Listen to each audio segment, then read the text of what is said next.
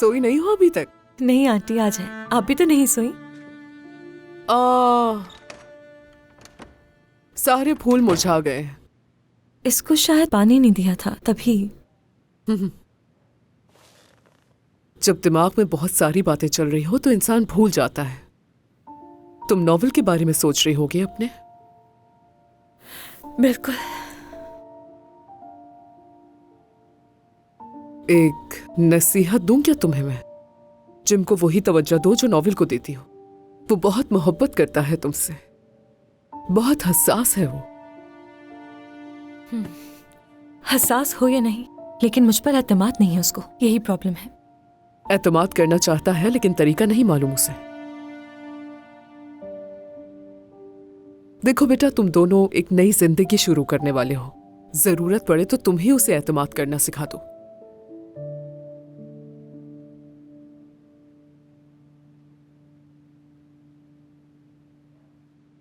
Aunty, शौहर कैसे choose करना चाहिए?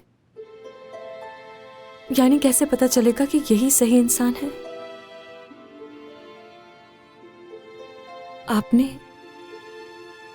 आपने कैसे अंदाजा लगाया था?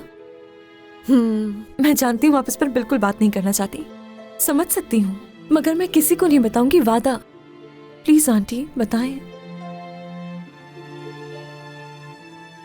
चलो सो जाओ, देर हो गई है बहुत। आंटी रुक जाए प्लीज। ठीक है, आप मत बताएं, दिल को बताने दें। कोशिश करें, बस एक बार सुरैया के दिल में झांकना है आपको। कैसे यकीन आया था शादी के लिए वही सही इंसान है?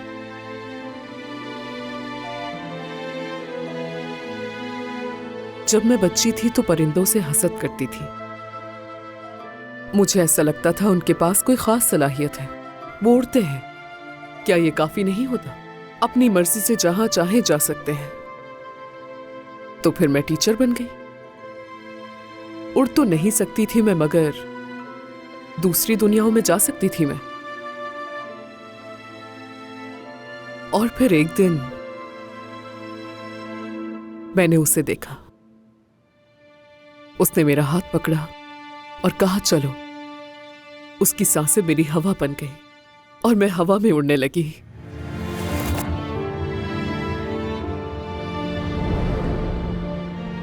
उसकी आंखों ने मुझे हौसला दिया। बिल्कुल भूल गई थी मैं डरना।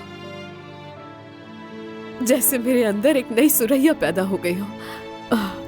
जिंदा दिल, बहादुर और पहले से मजबूत। और उसके बाद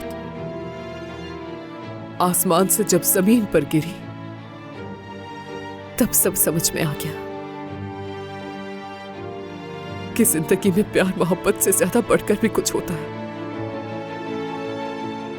अगर किसी को अपनी जिंदगी सौंपना चाहती है तो पहले उस पर भरोसा कर, क्योंकि बात आसमान पर उड़ने की नहीं है, जमीन पर गिरने की है। क्योंकि जब तुम आसमान से गिरोगी कोई थामने के लिए होना चाहिए।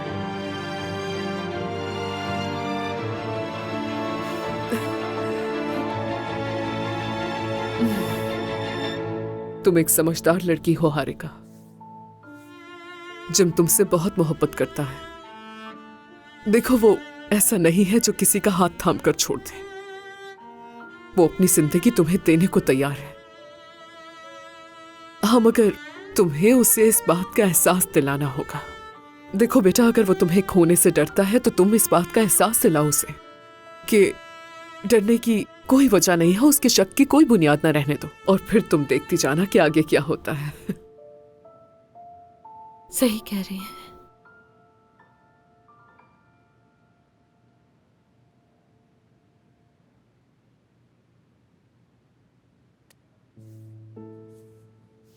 अपनी कहानी पर क्या आपको कभी भी गुस्सा आता है, बुरा महसूस होता है, तकलीफ होती है? सच कहूं तो वक्त बिल्कुल भी जख्म नहीं भरता बेटी। बस बेहतर यह है कि उसे भुला दिया जाए। शायद ये जख्म भर चुका होता अगर इस पर से पट्टी हटा दी होती। जिस माजी को आपने इतना जकड़ कर रखा हुआ है उसे आजाद कर दे तो जख्म भरेंगे, तकलीफ दूर हो जाएगी। हाँ,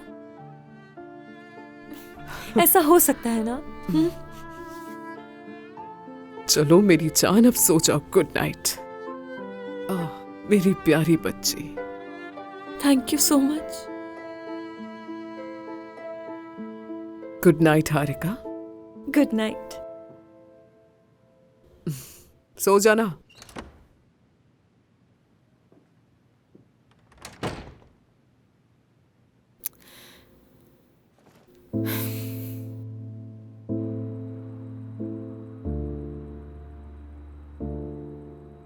उसकी रंगत हमारे वतन की रंगत जैसी, उसके घुंघराले बाल इस वतन की मोहब्बत में जैसे उलझे हों।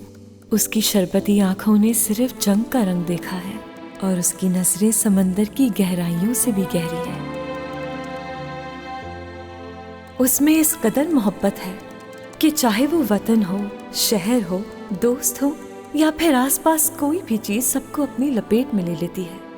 शायद उसे प्यार बांटना आता है, इसलिए रब ने उसे ना खत्म होने वाली जिंदगी बख्शी है।